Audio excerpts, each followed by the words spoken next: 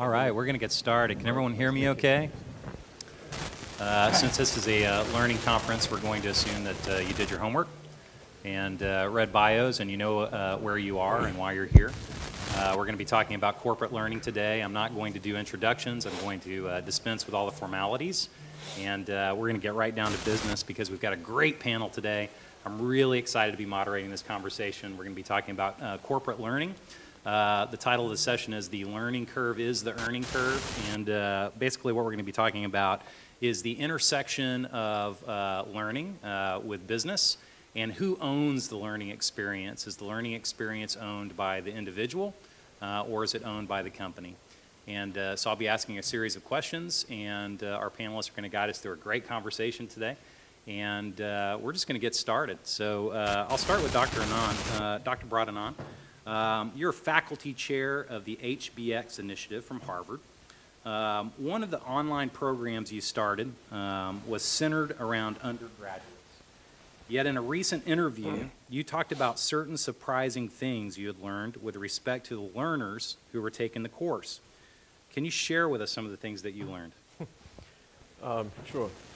Thank you, Bret, for having us. So yes, so one of the things we started with about 18 months ago was an 11-week, 3-course, designed to be pre-MBA program called HBX Core, which was really sort of targeted towards undergraduates or recent graduates who were completing fields of study where they might not necessarily get an exposure to the business world, right? And so one of the things that we were trying to figure out is how to really offer a program that sort of gives them tools and skills in the language of business. So you can imagine, kids studying things ranging from art history to sociology to physics to computer science and so on. The first surprising thing is we did get demand from this group, but really what was more surprising was the demand from a much older group of learners, people already in the workforce. And I think that comprised two sets of people. One, sort of people who feel probably typeset in certain roles. So, I'm in sales and I've been in sales for 10 years. Or I am a creative person. Or I'm an IT person. And, frankly, I think they just want to be part of the conversation. So we started seeing actually a big demand from this group. The second group is probably people in senior roles in very different professions. So, and these are real examples. Educators, physicians, pilots. We actually have a bomb diffusal expert in the Middle East as well. So these are people who may not have had exposure to these kinds of materials, and those are the two areas we're seeing big demand as well. In fact, much bigger demand than the first group. The second surprising thing, I think, is that most of these individuals are paying for themselves. So they're not waiting for their companies to actually sign them up for training programs. Which is what we had originally thought. We thought we'll be targeting and setting up partnerships with a lot of corporates, but they're just doing it on their own. So I think it seems like what's happening is there's sort of large pent-up demand. People are eager and hungry to just engage in these kinds of programs. Well, based on that, and based on what you've learned, are you ready to say who is responsible for shaping the learning experience? Is it the individual, or in a corporate context, is it the company, and who should it be? Yeah, so I don't think corporate training is going away anytime soon. But I think what's happening is probably a trend that's similar to what we saw, if you will, in the media industries for the last 2 decades. What do I mean by that? So I used to read the New York Times. I'm still a subscriber. The New York Times used to have this tagline, which is all the news that's fit to print, right? I think they still have it. I think what's interesting is they still provide a role in terms of curation, but there are so many other opportunities for me to get access to news that it's not like that's my starting point necessarily, right? I think that's in some sense what's probably going to happen or is happening with corporate training programs, which is people are not waiting necessarily for my employer to tell me what's right for me. I think that role will still always be fundamentally important. They're just going out and doing it on their own. And there is a certain power that comes with that, which is because they are choosing it themselves, they are more eager to learn. I think the selection effect, in some sense, drives outcomes. So I really see corporate training in some sense as shifting from a role of arbiter to facilitator. And I'm looking forward to actually hearing from the rest of the panelists about this. But that's probably where I see the trend going. Yeah, does anyone have anything to add about who owns the learning experience? Is it the individual? Is it the company? So where I come from, I represent the Asia Pacific region outside the United States for Johnson & Johnson. So I work for the medical device. So it is driven by the individual. The individual has to own it, meaning what I say is, these are the gaps in my development, and therefore in order for me to be effective in the learning and development landscape, this is what I need to have as a development. And that is supported by the organization, but it's given to the individual to identify where the gap is. Of course, working closely with your supervisor. Yeah, and what does that take from a person in your position, in your perspective? What does it take from a leadership perspective to relinquish some control over the learning path and trust people to develop their own careers and their own learning paths? Well, in my case, I am dedicated to continuous learning. I drive within my team the importance of having that learning because our landscape is continuously changing. So the diversity. So you're not only as a trainer, so I manage people who are in the training profession, that it's not only enough they know about instructional designing or learning by design, but they also need to adapt with different technologies out there. And as for me as a leader in managing the team is I need to know what those technologies are, I need to be trained, and I myself need to basically lead the example, or they usually say walk the talk. Right. Yeah. Yeah, it's really interesting. I feel like we've all lived this track life, right? Like most of us in the room, we were born with the expectation that we were going to go to school, get a certain degree, get a job, that corporate training was going to be provided to us, et cetera, and everything was curated for us. And as we go through all these amazing management shifts and all these changes in learning, it seems that leaders have to change a lot in terms of relinquishing some control over that learning process. David Blake, you run Degreed, a software company that provides learning solutions to individuals and companies.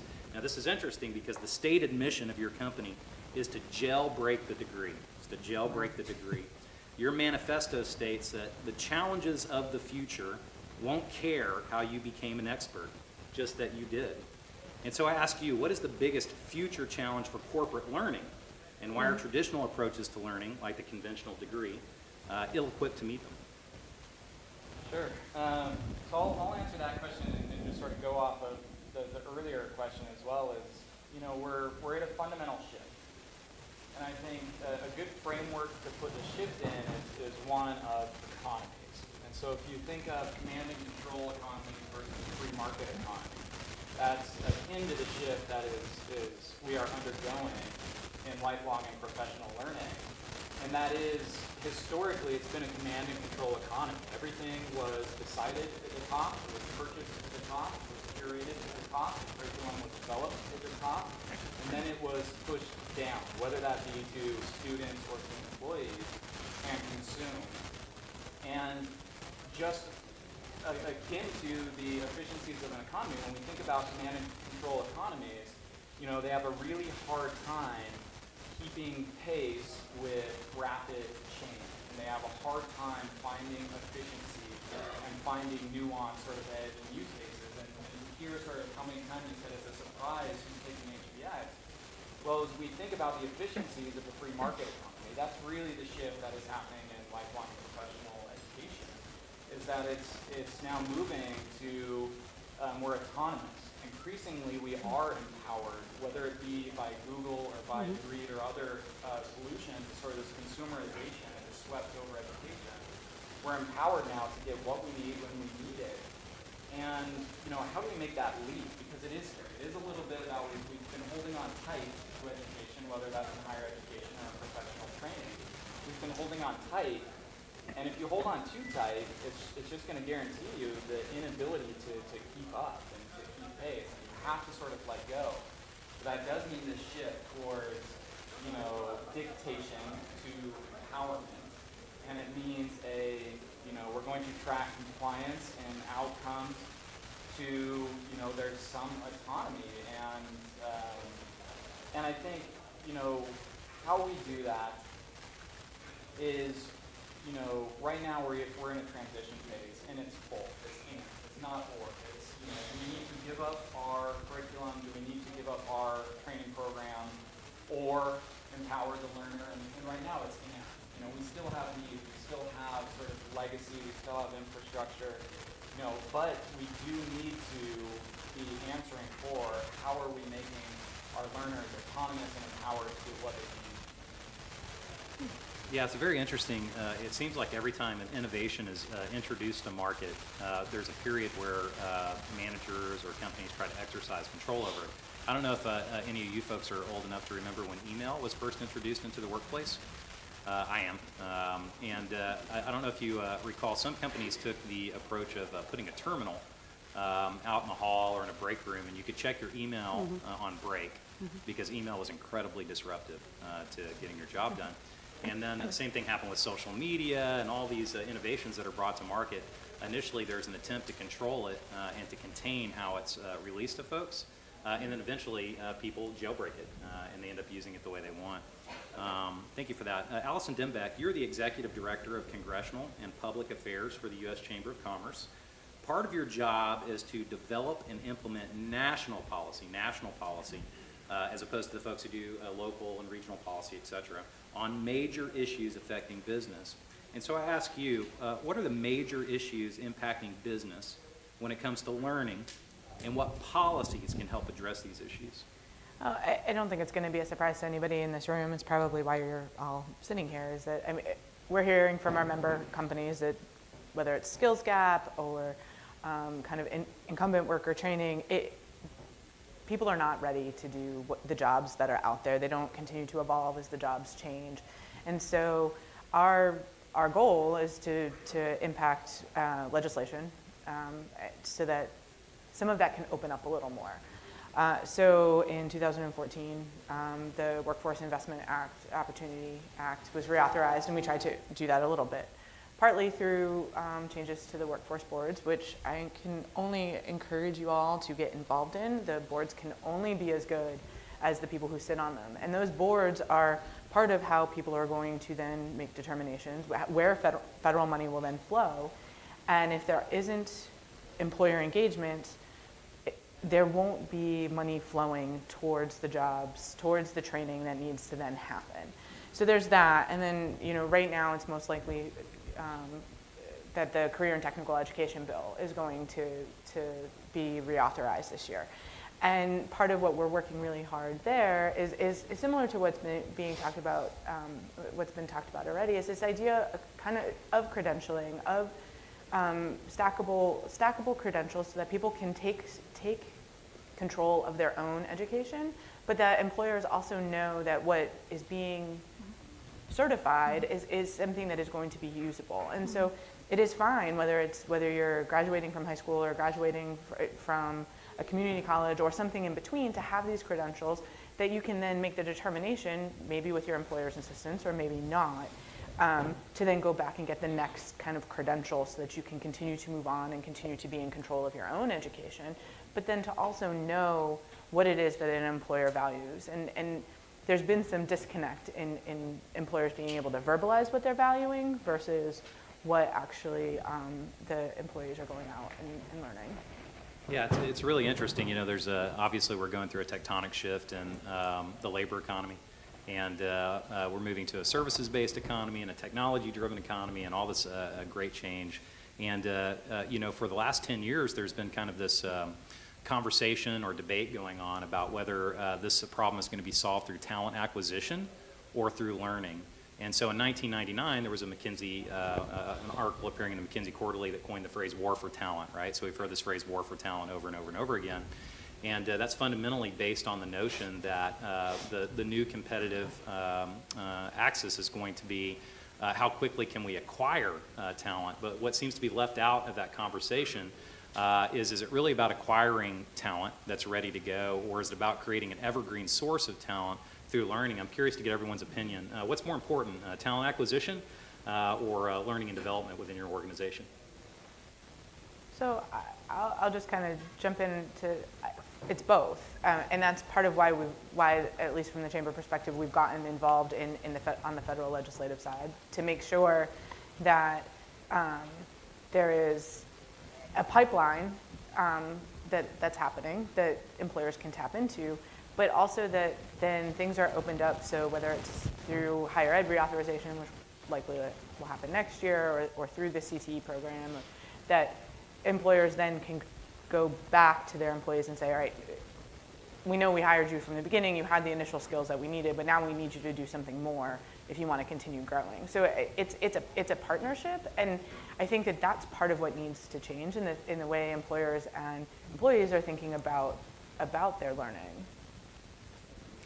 I'll jump in here. I'm Depuy McMurrey with Qualcomm, and that's an interesting question for me because I am currently in a corporate learning role, and as of this week, I'm moving into a talent acquisition role. So it's good timing for me. I think the bigger question is what is work going to look like in the future? Because the way the work is going to look different, which is then going to change how we acquire talent and what we are going to use them for. Then that is going to change what the learning and development space looks like, and what we will be delivering as a corporate entity to these employees. And the employees are going to look different. Much more, there was, anybody from San Diego in the room? There was a great article in the paper around, there's an app for that, right? And there was all these apps out there that you can get services for now. You can get drivers, you can get a handyman to your house. My son thought this one was great for me. He was one called Be Glammed, that you could come and have someone do your hair and your makeup. He thought I needed that. He was being nice, right? So more and more, we're going to this type of work that it might be assignment-based, but we might have this, real fluid, transient employee base. So now, what does that do to talent acquisition, and what does that do to learning and development? And I don't know if we know yet what that's going to look like. Yeah, please. So just to kind of echo what Stephanie's saying is that in the workplace, in Asia Pacific, my region, we get about 60 to 70% millennials in our classroom. And so we can no longer present our classroom trainings in PowerPoint form. We need to reinvent. So we embraced a process called design thinking into our landscape to be able to design and to shape and to enhance the current classroom training. And I have to say, because of design thinking, we're able to test, to prototype. It's okay to fail and then validate and get better because the audience is changing. I think I will assert something. So we don't truly yet know what these changes mean. But I think looking at prior trends. So the CEO of AT&T recently said, New York Times article. So it was in the New York Times. It's to the general public, but really saying it of his and to his employees. If you're not learning 5 to 10 hours a week, you will become obsolete. And that was to him and to the economy at large. 5 to 10 hours. We've existed in the knowledge economy now for a good while. The war on talent, what did you say, 1999, McKinsey sort of coined the phrase. I mean, we've existed in this stage for a while, but I think the shift that is happening is that we've known that. We've known that we have to stay sharp, stay skilled, to stay at the front in the knowledge economy personally. But the shift that is happening is the expectation and the role and the facilitation of the employer in that relationship. And I think what is starting to happen is that some companies are really embracing it. And AT&T being one of them, Qualcomm being one of them, J&J, I think.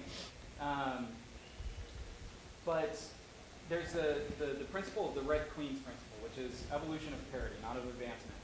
And so, you talked about email, when Twitter happened, and there was such fear, of sort of letting go and empowerment of voices inside the company, and sort of there's a holdback moment. And if you're, Coke and Pepsi, and you're both holding back. Well, once Coke just says we're going to do it, and you're Pepsi, you are no longer left with a choice. You have to evolve to parity. You have to embrace it, like it or not. And I think that shift will happen in employer training. It is as the leaders are now creating this expectation of learning as a benefit. So it's gone from sort of a big stick, you know, take this course by November 20th or else, to now in just recent last 6, 9, 12 months, it has started to become one of the most highly valued employee benefits. And surveys show more than 401ks, more than employee lunch, more than transportation programs, more than flexible spending accounts. And new skills is now the most sought after employee benefit.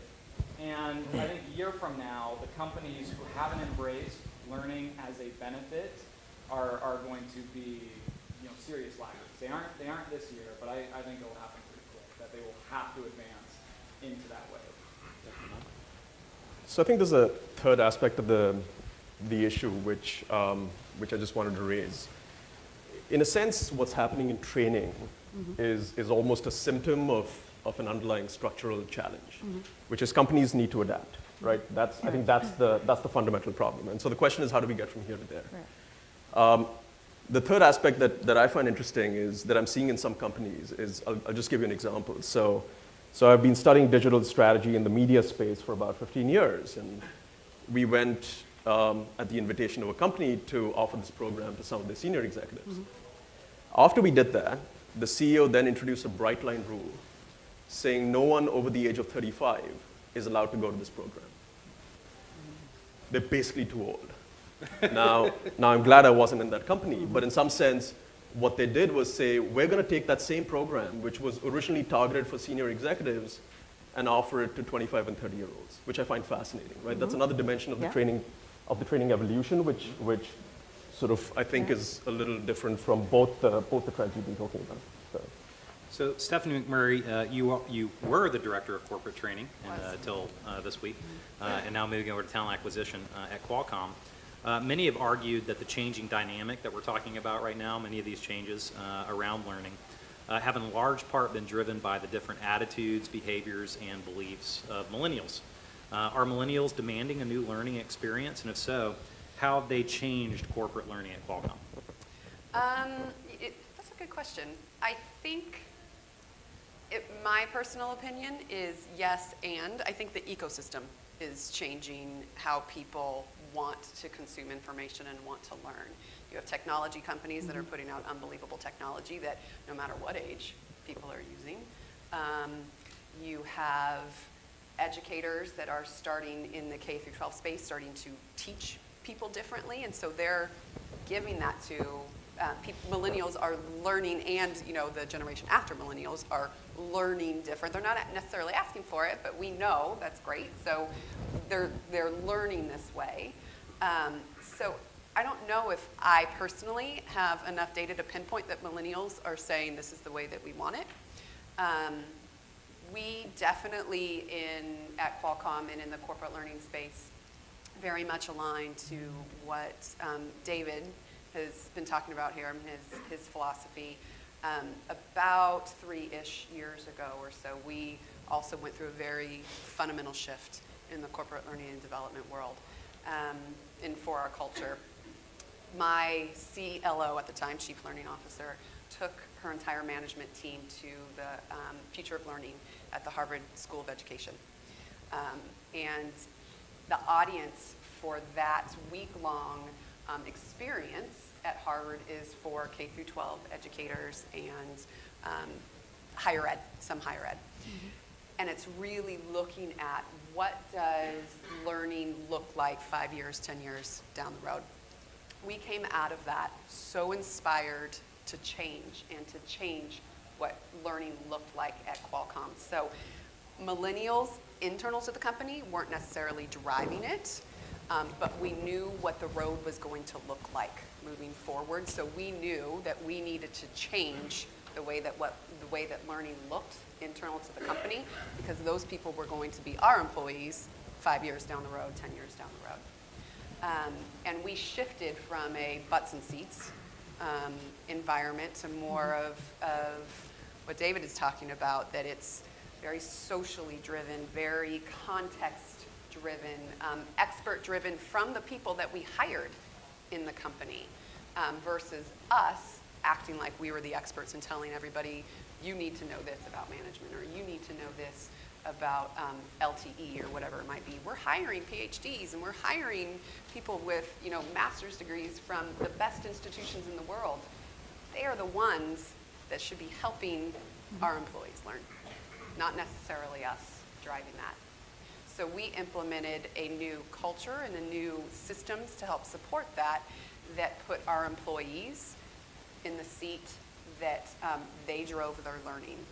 And we stepped back and helped become the context experts, not necessarily the content experts. And it was a hard shift. It was a hard shift. And the people that had the hardest time were the people in HR and the people in the learning group that were the educators of the corporate learning space, not our employees. It was interesting. So I don't know if I can say that. I don't know if I know you're going to ask me. Going back to the millennials, I don't know if I can. Well, it's interesting because I don't believe it's the millennials. I'll just you know, kind of put my bias on the table. I think it's a zeitgeist. It's the spirit of the times. And I think a lot of times, you know, changes in technology and approaches and innovations are kind of pinned to the generation that is predominantly in the workforce at a given time. But I think all kinds of people. I mean, we've talked about. You know, you being surprised at who the people are who are paying for their own learning.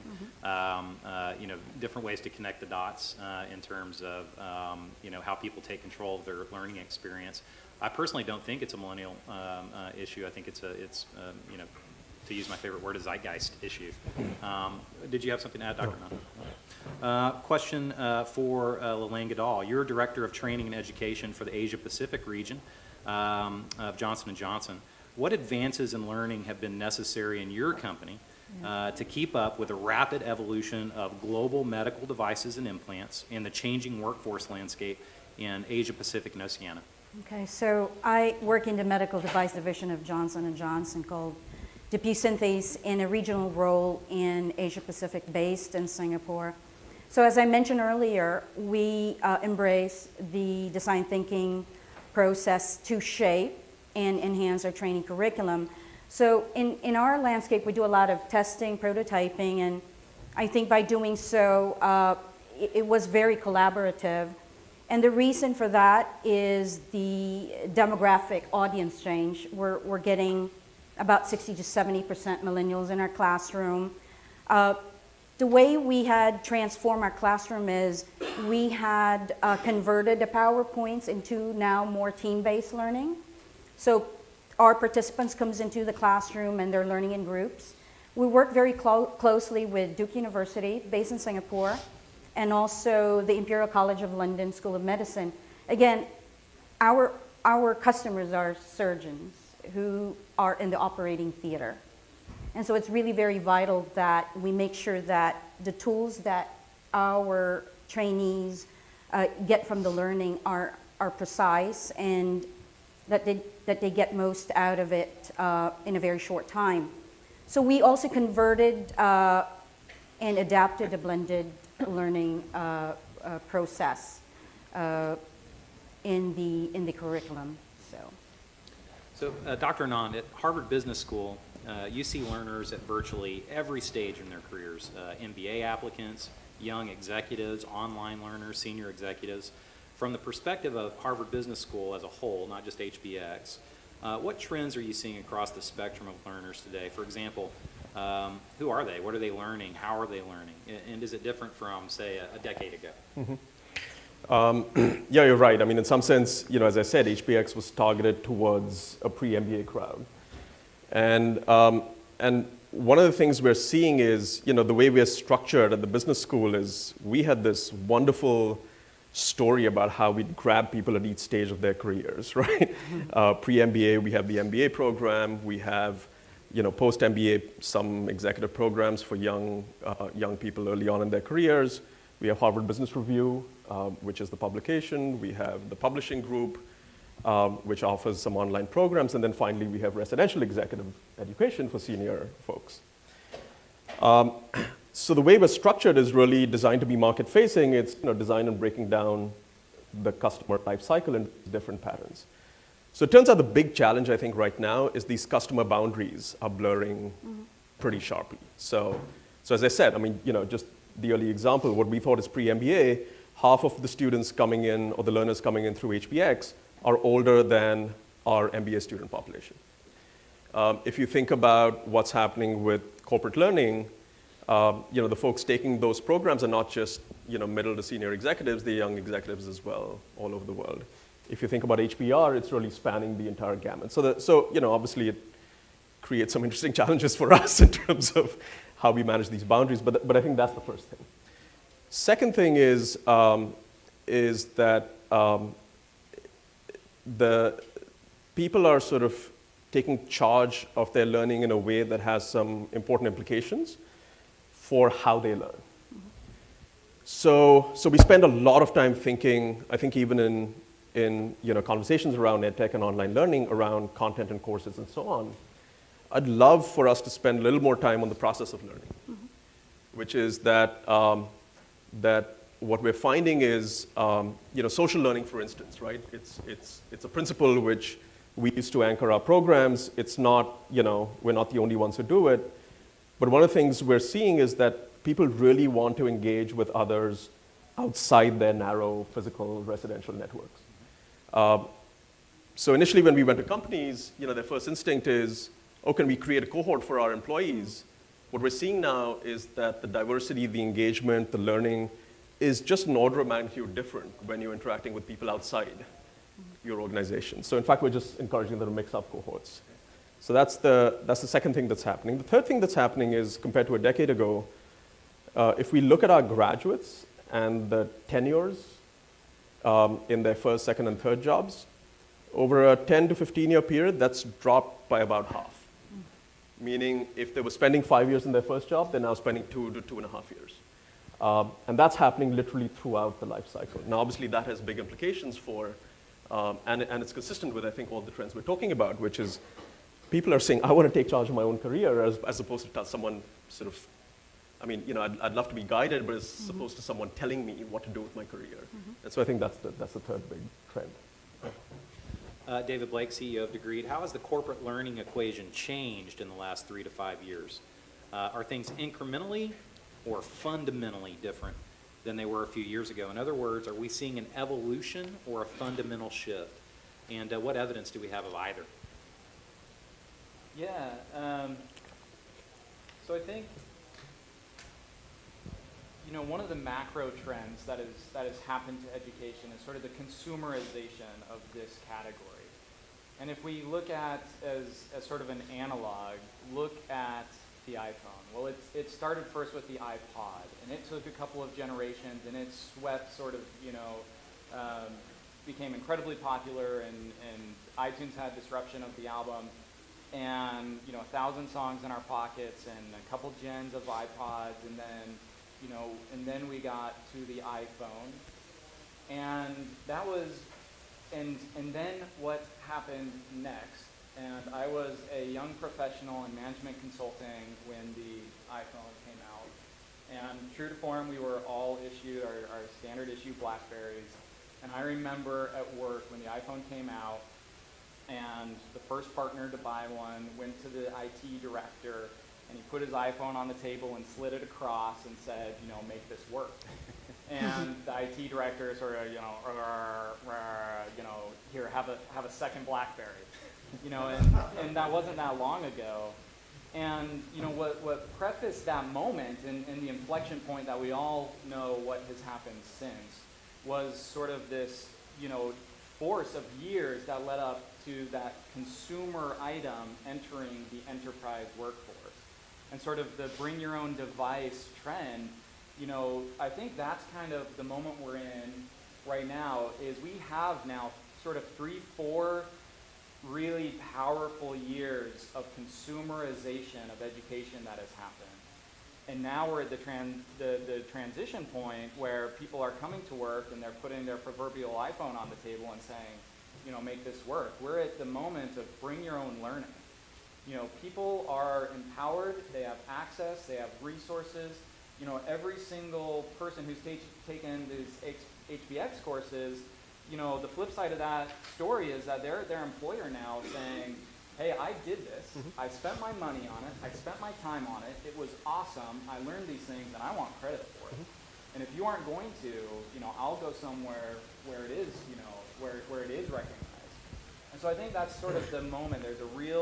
We're at an inflection point. We have 4 years of a really big trend, and I think we're consumerization of enterprise learning is happening. Allison? I do think, so I agree with that, but I also think that one of the other things is that it's not just the students that are the consumers. The employers have become the consumers too, and one of the things that we're not doing through my part, the chamber is broken up into 2 different organizations. We have a 501c3, which is my part. I'm sorry, we have a 501c6, that's my part, and then the 501c3 is the foundation, and they do a lot of research there. And one of the things that we've been working on through the foundation is a large grant from USA funds on this idea of talent pipeline management, and to work with employers so that employers start looking at their talent pipeline as the customer, as the end customer, so that they're working with whether it's just credentialing organizations or it's actual schools, that they're the ones who are saying, yes, the students are there and they're figuring out what credentials they want and they're in charge of their own education. But at the same time, we're working with employers to say, hey, look internally, say, this is what I want, this is what I need at varying levels of what that talent supply chain is. And then saying, but I get the best quality students from X, Y, and Z institutions. And then going to those institutions and saying, I have the best relationship with your students, with your customers. I want to also be your customer. And basically saying, hey, look, if you continue to graduate good folks, we will continue to hire them. And then also building the relationships that as there needs to be more kind of incumbent worker training, that they then go back to those same institutions. So I think it's also important to look at the customer as being the employer as well. Just to underscore both those observations. So we're definitely seeing what I think David is referring to, which is we offered the certificate program with the backing of the Harvard Business School behind it. So obviously, we were putting a commitment behind this. We did nothing to close the other side of the loop, which is go out and tell employers what this stands for, right? Our students, the people who've graduated with the certificate, are writing back to us saying, these are changing conversations in recruiting interviews, because that's exactly the first thing they ask. Sort of, what is this? What is it about? And so on.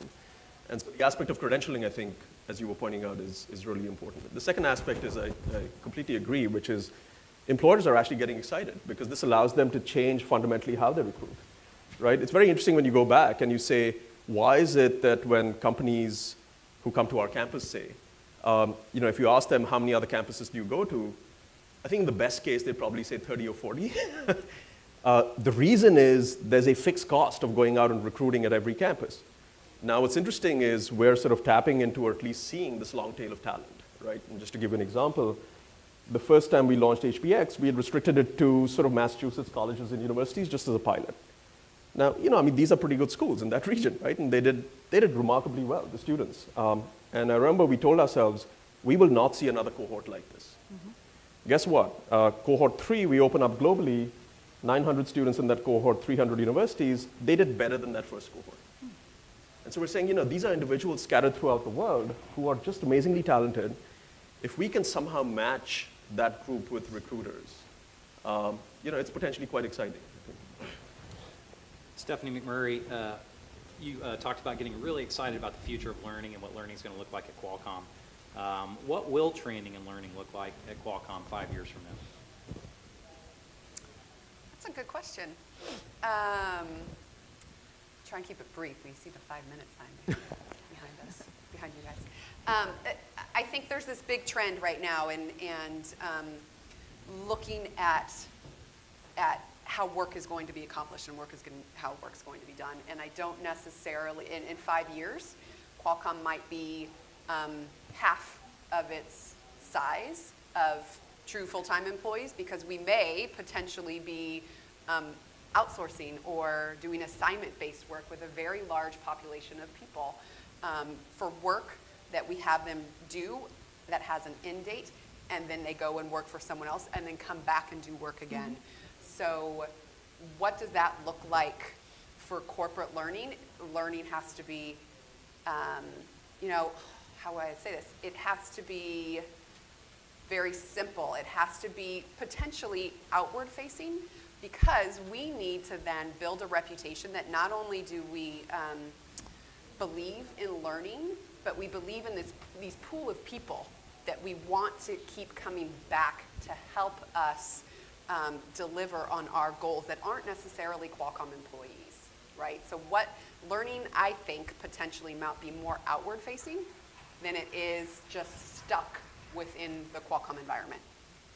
Thank you. And Lalaine is the other practitioner on the stage. What do you think are the unique challenges that you'll be facing from a learning and training perspective, and how will you address them in the next 3 to 5 years? I would say the trainers who's delivering the training. So we've embraced the technology and move into the blended learning. We're actually utilizing like avatar platforms. And so we need to continually develop the people delivering in a different shape and form. So I see the challenge in there, but I think probably not that threatening that I would lose the workforce, meaning the trainers themselves. So last question, and for anyone who wants to answer it. One of the biggest problems with learning in the corporate environment has been that learning doesn't stick. If you go back to some of the older models, instructor-led training, purely, are these changes that we're seeing where people are taking more ownership of their learning paths, where they have access to better technology, where they have access to better support? Is this the solution? Is learning sticking more in the corporate environment now? I'll jump in on that. I mean, I think, listening to Stephanie, something that has to happen is also a function of this is just sort of transparency to our learning and skills. Is if you're going to shuffle, employees in and out and have this more, porous sort of workforce, there has to be a quicker time to understanding of the competencies that the individual has and the needs that the organization has. And so I think, how do we make learning stick? Well, some of that is about credentialing. It's about, having, as we think about stackable credentials, we talked about that.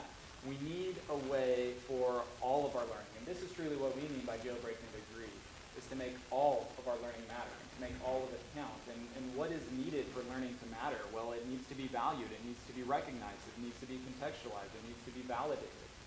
And I think the industry is working on that. It's coalescing around that. Certainly Breed has ambitions and is a part of that, but it's something, there's credentialing happening on many fronts and many sort of flavors, but we do need a way of being able to make all of our learning sort of transparent, transferable, verifiable credentials, sort of all of those things. And I think as we do that, the ROI sort of, will it stick? I think we'll see those measures come up as we can make all lifelong learning matter. Yes, we've got about 30 seconds. To just jump on that, one of the things that we're seeing our employers be much more interested in is competency-based learning, and we're really, one of our priorities going forward has been, whether it's on the CTE level or higher ed level, is really opening up federal funding to help kind of pay for that, because that does show that things are sticking. Last word, Dr. Anand. Move away from lectures. That's one way to make it stick. Well, thank you all for joining us today. I think it was a great group of panelists, a really great discussion. Appreciate your time. Could you please join me in thanking you? Thank you. Thank you.